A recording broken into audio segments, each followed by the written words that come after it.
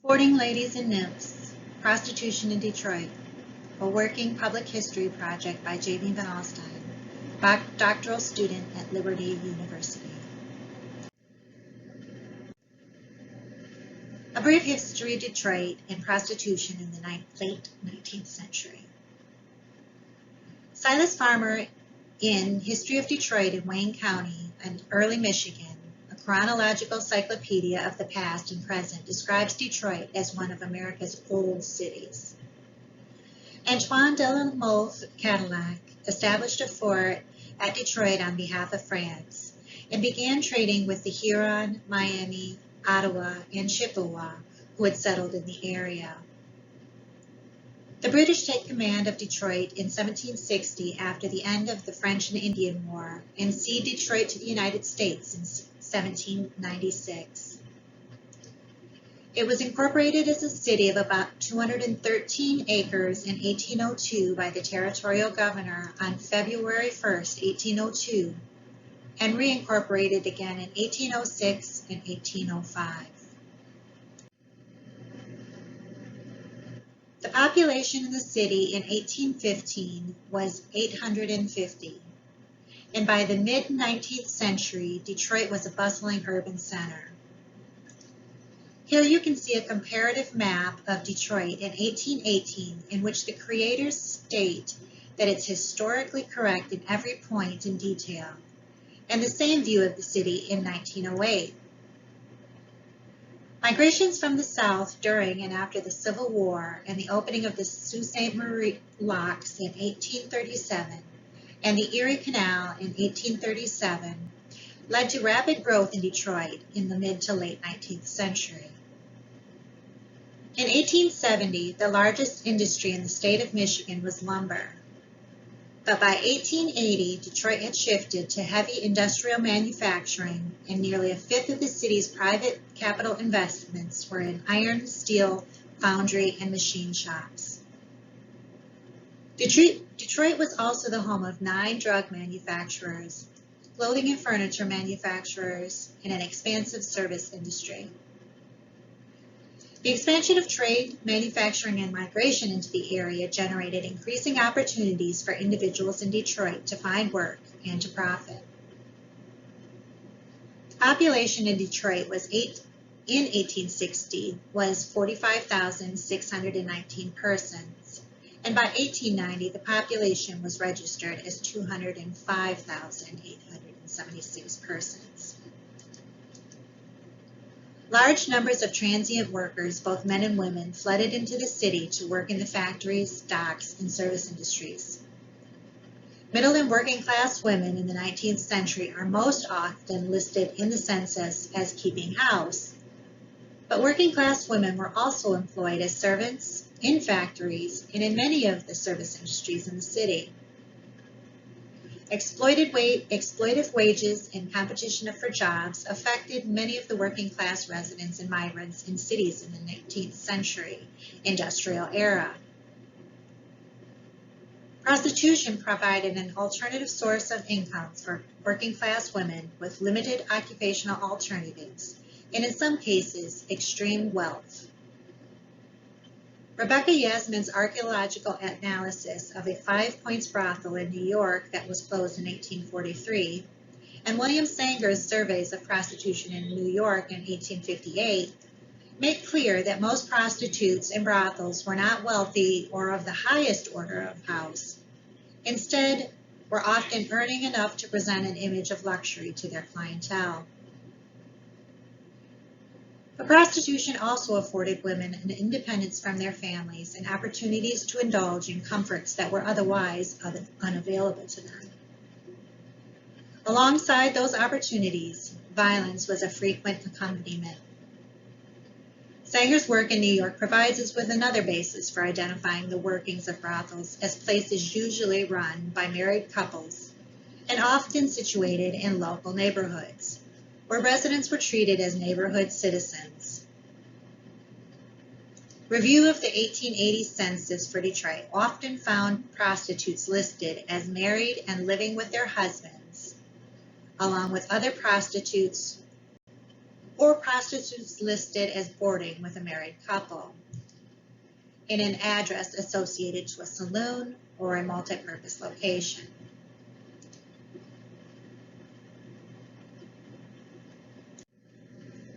Rapid urbanization often brings poverty, overcrowding, and disease. When migration exceeds employment opportunities, especially the limited options for poor and working class women, the economic opportunity that prostitution presents often becomes one of economic necessity. Rapid expansion also means that the men and women flooding into the city need to be housed, fed, and entertained.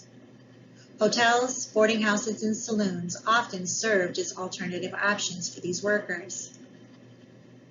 There were large concentrations of boarding houses and saloons in the downtown area and the Potomac quarter, which started at Atwater and Franklin Streets for several blocks east of Bush Street.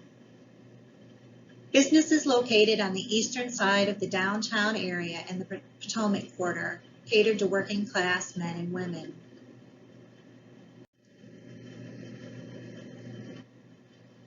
Individuals working at the factories, docks, or other businesses in the vicinity not only frequented local businesses, but also enjoyed a meal, drink, and entertainments like gambling and billiards.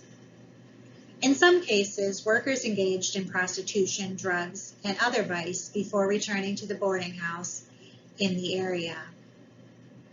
In fact, the Potomac was noted for its vice, where every second place was a brothel, and between was a saloon, where a man with a few pennies in his clothing stood a chance of being beaten up by the thugs that spent their time in these resorts. There was a concentration of boarding houses, saloons, billiard halls, and hotels in the eastern downtown area and western Potomac quarter, but mostly saloons to the east.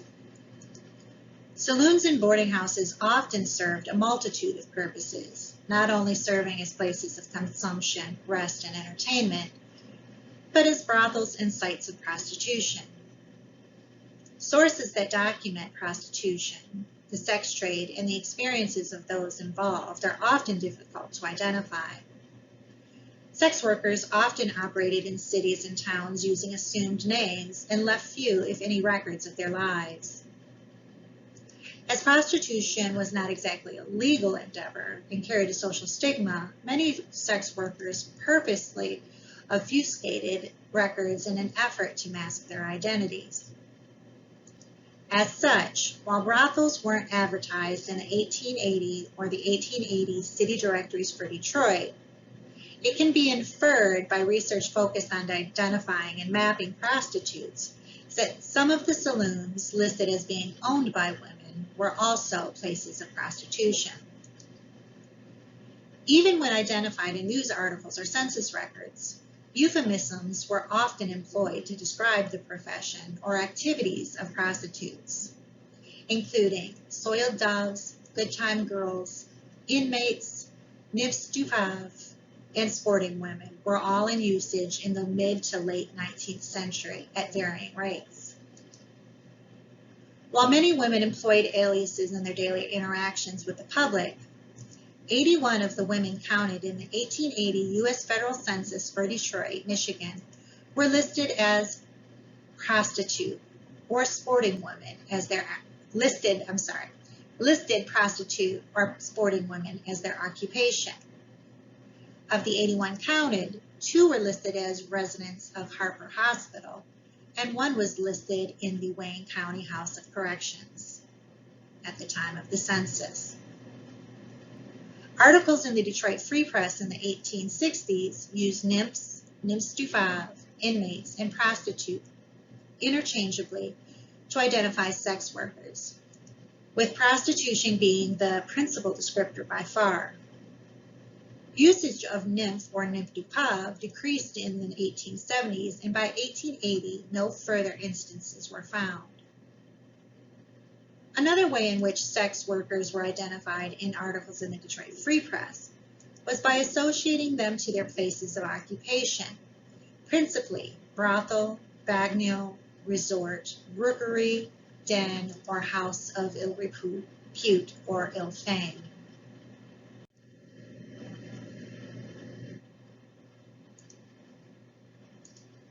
Here you will see an article from August 5th, 1859 about the raid on a house of ill fame on Franklin Street, located in the Potomac Quarter. It describes the locations as being occupied by the keeper of the house of ill fame, his wife, and another woman, Ellen Griffin, both inmates or prostitutes. Historical research and mapping found that the majority of vice associated to women in prostitution centered around the downtown area and the Potomac Quarter. Reviewing the 1880 city directories, census records, and newspaper articles for Detroit for saloons, brothels, and prostitution, found 8 saloons owned by women in the downtown area and the Potomac Quarter in 1864. By 1880, that number jumped to 47.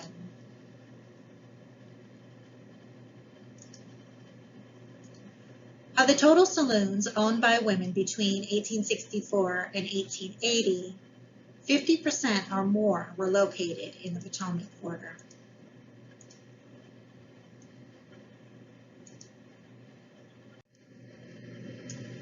Research about prostitution and sites of prostitution certainly includes the facts and figures gleaned from the historical archive. In this case, I focused on articles in the Detroit Free Press from 1850 to 1890 that referenced prostitute, nymph du pauve, inmate, sporting woman, brothel, resort, bagnio, and houses of ill repute or ill fame. This generated massive amounts of data about individual prostitutes and location information related to places of prostitution. Similarly, when reviewing census data for Detroit in 1880, the first census, which identified both addresses and occupations, and city directories, I was able to expand that data set. That data was telling me a lot about prostitutes and prostitution. I mean, a lot. One way in which to make a spatial sense of the massive amount of data was to map any location-specific information that was found in the various resources. This process of mapping may sound easy, and with the right tools it can be less complicated. But there are definite challenges when trying to map historical data. One such challenge is related to addressing Detroit's address that was related to addressing. Detroit's addresses were changed in 1897 and again in 1921, and the city continued to expand outside of the bounds identified in 1880. Geocoding, the process of mapping a specific location or address to a geographic point on a map, uses current models which don't necessarily align with their historic locations. Additionally, many of the prostitutes or places of prostitution were only identified by block or corner of or between cross street A and B. This provides general location information, but is very difficult to translate these locations to modern geographic points on a map. I chose to compromise by including only those in which the historic address could be matched to a modern geographic point on the map. This compromise fails to provide a completely accurate view of prostitution at any given temporal time in Detroit, but it does allow one to begin to see some general trends. One such trend was related to the concentration of confirmed locations of prostitution in the downtown area and in the Potomac Quarter, identifying the city's possible red light districts in 1880.